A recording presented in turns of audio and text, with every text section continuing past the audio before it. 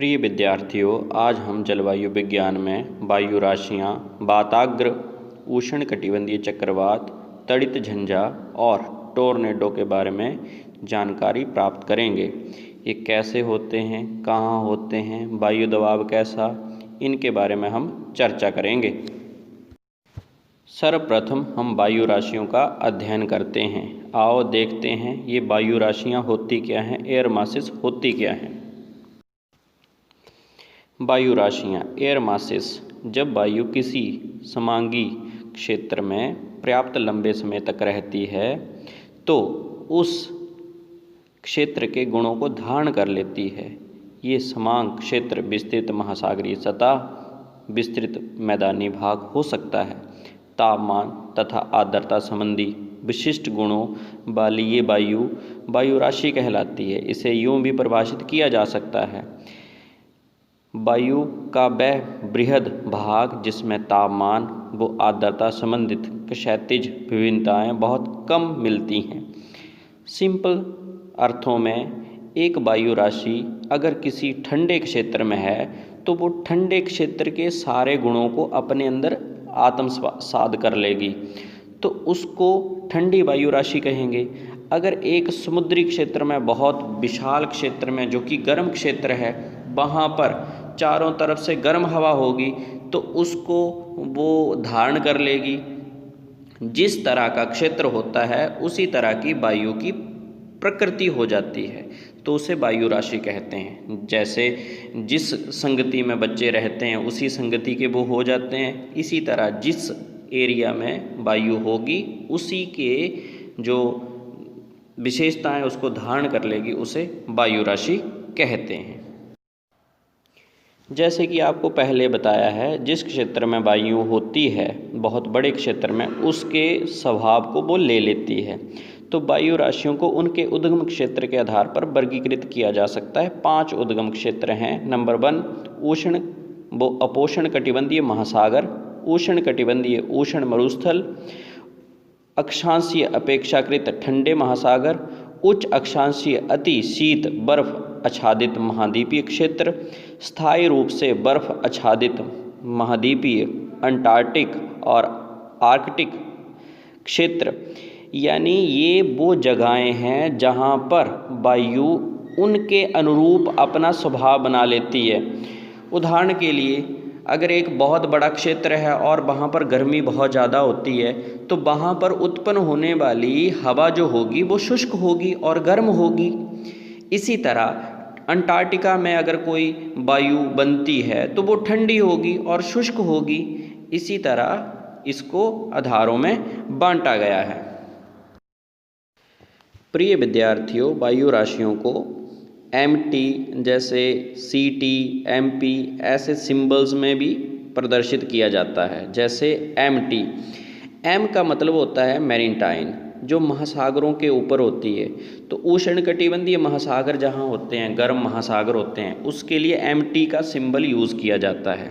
उष्णकटिबंधीय महाद्वीप के लिए महाद्वीप CT यानी कॉन्टिनेंट। तो उसके बाद ध्रुवीय जो महासागरी होते हैं ध्रुवों के ऊपर, तो ध्रुवों को पोल कहते हैं। तो ध्रुवों के महासागर को MP ध्रुवीय महासागरीय मैरीटाइन पोलर विंड्स, और ध्रुवीय महाद्वीपीय जैसे अंटार्कटिका है तो उसमें CP लिखा जाएगा। महाद्वीप अंटार्कटिका के लिए CA। उष्णकटिबंधीय वायु राशियाँ जो गर्म होती हैं और ध्रुवों की वायु राशियाँ ठंडी होती हैं, वो तो आपको पहले ही पता है। तो एक बार कंपाइल करते हैं। जिस क्षेत्र में वायु राशि होगी उसका स्वभाव वो ले लेगी, चाहे वो समुद्र में है, चाहे मैदान क्षेत्र में, चाहे गर्म क्षेत्र में। ऐसे इनको अध्ययन किया जाता है। प्यारे विद्यार्थियों, हमारा अगला टॉपिक है वाताग्र, जिसे हॉर्न्स भी कहते हैं। आओ हम जानें ये कैसे होते हैं। जब दो विभिन्न प्रकार की वायु राशियाँ मिलती हैं, यानी या ठंडी हो या गर्म हो तो मिलती हैं, तो उनके मध्य सीमा क्षेत्र जो होता है उसको वाताग्र कहते हैं। वाताग्रों के बनने की प्रक्रिया को वाताग्र जनन फ्रंटोजेनेसिस कहते हैं। अब वाताग्र कितने प्रकार के होते हैं? तो भाई 4 प्रकार के होते हैं। पहला है शीत वाताग्र, दूसरा उष्ण वाताग्र, तीसरा अचर वाताग्र और चौथा है अधिविष्ट वाताग्र। आओ हम एक एक करके इनके बारे में और अधिक जानकारी प्राप्त करें कि उष्ण कौन सा होता होगा, शीत कौन सा होता होगा, अचर कौन सा, अधिविष्ट वाताग्र कैसा होता होगा। आओ जानने का प्रयास करते हैं। प्यारे विद्यार्थियों, जब हम वाताग्रों की स्थिति देखते हैं तो हम क्या पाते हैं, जब वाताग्र स्थिर हो जाएं, यानी दोनों वायु राशियां एक दूसरे के सामने आकर खड़ी हो जाएं, उसे अचर वाताग्र कहा जाता है। अर्थात ऐसे वाताग्र जब कोई भी वायु ऊपर नहीं उठती, यानी एक तरफ से ठंडी आ रही है, एक तरफ से गर्म आ रही है, दोनों एक दूसरे के सामने खड़ी हैं, जैसे सेनाएं खड़ी हैं, युद्ध नहीं हो रहा है, उसको कहेंगे अचर। दूसरी तरफ देखते हैं, जब शीतल, वो भारी वायु होगी, भारी शीतल तो भारी वायु होती है, आक्रामक रूप से उष्ण वायु राशि को ऊपर धकेल देती है, यानी शीत वायु राशि आगे गई, उष्ण वायु राशि को ऊपर धकेल दिया, तो उसे शीत वाताग्र कहेंगे। कौन सी जीती? शीत जीती, इसलिए शीत वाताग्र। यदि गर्म वायु राशि आक्रामक रूप से ठंडी वायु राशि के ऊपर चढ़ जाती है तो इस संपर्क क्षेत्र को उष्ण वाताग्र कहेंगे। यदि एक वायु राशि पूर्णतया धरातल के ऊपर उठ जाए तो ऐसे वाताग्र को अधिविष्ट वाताग्र कहते हैं। वाताग्र मध्य अक्षांशों में ही निर्मित होते हैं। तो इस कॉन्सेप्ट में आपने ये देखा कि कौन सी वायु आक्रामक हो रही है, कौन सी ऊपर उठ रही है, या एक दूसरे के सामने आ रही हैं, या दोनों ही आसमान के ऊपर उठ रही हैं। तो उस वाताग्र की स्थिति में अलग अलग नामों से इसको जाना जाता है। प्रिय विद्यार्थियों, उष्णकटिबंधीय चक्रवातों के बारे में हम जानते हैं, आप बहुत अच्छे से इनसे परिचित हैं, जैसे हुदहुद, हेलिना, कई बार न्यूज़ में भी आपने सुना होगा, उड़ीसा के तट पर चक्रवात, ये सारी चीज़ें आज बहुत अच्छे से हम जानेंगे। प्यारे विद्यार्थियों, उष्णकटिबंधीय चक्रवात आक्रामक तूफान होता है, जैसे आपने देखा होगा। इनकी उत्पत्ति उष्णकटिबंधीय क्षेत्रों में महासागरों पर होती है और ये तटीय क्षेत्रों की तरफ गतिमान होते हैं। ये चक्रवात आक्रामक पवनों के कारण विस्तृत विनाश, अत्यधिक वर्षा और तूफान लाते हैं। ये चक्रवात विध्वंस प्रकृति आपदाओं में से एक है। हिंद महासागर में इनको चक्रवात साइक्लोन के नाम से जाना जाता है। अटलांटिक ओशन में इसको हरिकेन के नाम से जाना जाता है। पश्चिमी प्रशांत महासागर में और दक्षिणी चीन सागर में इसको टाइफून के नाम से जाना जाता है और पश्चिमी ऑस्ट्रेलिया में बिली विलीज के नाम से इनको जाना जाता है। ये जो इनके अलग अलग नाम हैं अलग अलग जगहों पर, इनको याद करना बहुत ज़रूरी है, क्योंकि बहुत सारे कंपटीशन के एग्ज़ाम में ये प्रश्न आता है कि उष्णकटिबंधीय चक्रवातों को हिंद महासागर में क्या कहते हैं या अटलांटिक ओशन में क्या कहते हैं। तो ये मोटे तौर पर एक आक्रामक पवनों का एक समूह होता है जो कि तटीय क्षेत्रों में अत्यधिक विनाश करता है। भारत में भी हर साल बहुत ज़्यादा विनाश इन तूफानों की वजह से होता है। लोगों के घर तबाह हो जाते हैं और बहुत मुश्किलों का सामना करना पड़ता है। आओ कुछ और देखें। प्यारे विद्यार्थियों, किसी भी चक्रवात को उत्पन्न होने से पहले कुछ स्थितियां बनती हैं समुद्रों में, ऐसे ही चक्रवात उत्पन्न नहीं हो जाते। तो ये देखना बहुत ज़रूरी है कि समुद्र में क्या क्या ऐसी स्थिति बनती है जिससे इस तरह के चक्रवात आते हैं। तो आओ देखते हैं कौन सी अनुकूल स्थितियां हैं। बृहद समुद्री सतह, यानी बहुत बड़ा समुद्री क्षेत्र होना चाहिए जहां का तापमान 27 डिग्री सेल्सियस से अधिक हो, बहुत ज़्यादा गर्म एरिया होना चाहिए समुद्री। दूसरा, कोरियोलिस बल का होना, पृथ्वी के घूर्णन के कारण उत्पन्न हुआ आभासीय बल जो है उसको कोरियोलिस फोर्स कहते हैं, जिससे उत्तरी ध्रुव में पवनें राइट साइड और दक्षिणी ध्रुव में पवनें लेफ्ट साइड मुड़ जाती हैं। ऊर्ध्वाधर पवनों की गति में अंतर कम होना, जैसे ऊपर पवनें अगर उठ रही हैं तो उनकी गति कम होना, यानी वहाँ लो प्रेशर बना रहे। कमज़ोर निम्न दाब क्षेत्र होना, यानी उस एरिया में लो प्रेशर बना रहे। लो प्रेशर यानी वायु का दबाव कम हो। और चक्रवाती परिसंचरण का होना, यानी बीच में लो प्रेशर हो और चारों तरफ से हाई प्रेशर हो। तो हाई प्रेशर से लो प्रेशर की ओर हवाएं चलती हैं और वो चक्राकार गति में घूमना शुरू कर देती हैं। इस चित्र को देखो, इसमें आँख लिखा है, यानी तूफान की आँख। ये लो प्रेशर एरिया है और समुद्र के अंदर ये घूम रहा है।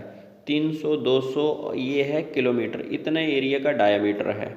और ये देखो ऊपर ये क्षोभ सीमा, यानी इतनी ऊंची तक बन रहे हैं और आसपास बादल भी बन रहे हैं। चित्र का विस्तृत अध्ययन करो। तूफानों की श्रेणी में तड़ित, झंझा, टॉर्नेडो भी तूफान हैं। ये बहुत ही विध्वंसक तूफान होते हैं। आओ हम जानें ये कैसे होते हैं, कैसे बनते हैं। तड़ित झंझा वो टॉर्नेडो, थंडरस्टॉर्म एंड टॉर्नेडो, ये विध्वंसक स्थानीय तूफान है, यानी कुछ ही क्षेत्रफल तक ये सीमित रहते हैं। उसके बाद तड़ित झंझा उष्ण आर्द्र दिनों में प्रसव संवहन के कारण उत्पन्न होता है। तड़ित झंझा एक पूर्ण विकसित कपासीय मेघ है जो गरज वो बिजली उत्पन्न करते हैं। जब ये बादल अधिक ऊंचाई पर चले जाते हैं तो वहाँ तापमान शून्य से कम हो जाता है, क्योंकि नॉर्मल रैप्स रेट आप पहले ही देख चुके हैं, पढ़ चुके हैं। तो इसमें ओले बनते हैं और ओलावृष्टि होती है। आर्द्रता कम होने पर तड़ित झंझा धूल भरी आंधियाँ भी लाते हैं। अब तड़ित झंझे के बारे में ये बताया, थंडरस्टॉर्म के बारे में। आर्द्र और उष्ण दिन, यानी गर्मी और आर्द्रता जब ज़्यादा होती है तब इस प्रकार के जो हैं वो तूफान बनते हैं। ये बड़े विध्वंसक होते हैं और इनके चित्र भी आपको साथ साथ में दिखाए जा रहे हैं। तो ये बहुत ज़्यादा नुकसान लाते हैं। अगर आर्द्रता कम हो तो बहुत ही ज़्यादा नुकसान लाते हैं। इनके बारे में थोड़ा और जानते हैं। तड़ित झंझा की विशेषता, उष्ण वायु का प्रबल ऊर्ध्व प्रवाह, यानी ऊपर की तरफ बहना, जिसके कारण बादलों का आकार बढ़ता है और ये अधिक ऊंचाई तक पहुंचते हैं। इसके कारण वर्षण होता है। तत्पश्चात नीचे की तरफ वात प्रवाह, पृथ्वी पर ठंडी वायु वो वर्षा लाते हैं। भयानक तड़ित झंझा से कभी कभी वायु आक्रामक रूप से हाथी की सूंड की तरह सर्पिल अवरोहण करती है, यानी धरती के साथ घूमती है। इसके केंद्र में अत्यधिक कम वायुदाब होता है और यह व्यापक रूप से भयंकर विनाशकारी होता है। इस परिघटना को टोर्नेडो कहते हैं। घरों की छतें और घर तक इसमें उड़ जाते हैं और बहुत ही ज़्यादा नुकसान होता है। अमेरिका में बहुत सारे आपने घटनाएं सुनी होंगी और चित्र भी देखे होंगे। आपको साथ में कुछ चित्र भी दिखाई दे रहे हैं। प्रिय विद्यार्थियों, इन प्रश्नों को जानने के लिए बहुत सारे चित्रों को भी देखें और इनके बारे में और जानकारियां भी प्राप्त करें। आओ कुछ और जानें। टोर्नेडो सामान्यतः मध्य अक्षांशों में उत्पन्न होते हैं, यानी 35 डिग्री के ऊपर। समुद्र के पर टोर्नेडो जलस्तंभ, यानी वाटर स्पाउट के रूप में कार्य करते हैं, दिखते हैं, यानी ऐसे लगता है पानी का एक बहुत बड़ा खंभा बना हुआ है। ये आक्रामक तूफान वायुमंडलीय ऊर्जा वितरण में भिन्नता या अस्थिर वायु के व्यवस्थित होने की अभिव्यक्ति है। जब वायु अस्थिर होती है तो इसको स्थिर होने का जो रूप है ऐसे बनता है। इन तूफानों से स्थितिज वो ताप ऊर्जा गतिज ऊर्जा में परिवर्तित हो जाती है और अशांत वायुमंडलीय दशाएं पुनः स्थिर हो जाती हैं, अपनी स्थिति में लौट आती हैं। यानी सूरज के प्रभाव से जब गर्मी पड़ती है किसी क्षेत्र में तो वहाँ पर कुछ अलग सी वायुमंडलीय स्थितियाँ बन जाती हैं। और आपको पता है अगर कोई अव्यवस्थित स्थिति बनती है तो वो व्यवस्थित रूप में खुद ब खुद आ जाती है। तो इसकी अभिव्यक्ति भी कई बार टोर्नेडो के रूप में की जाती है। धन्यवाद।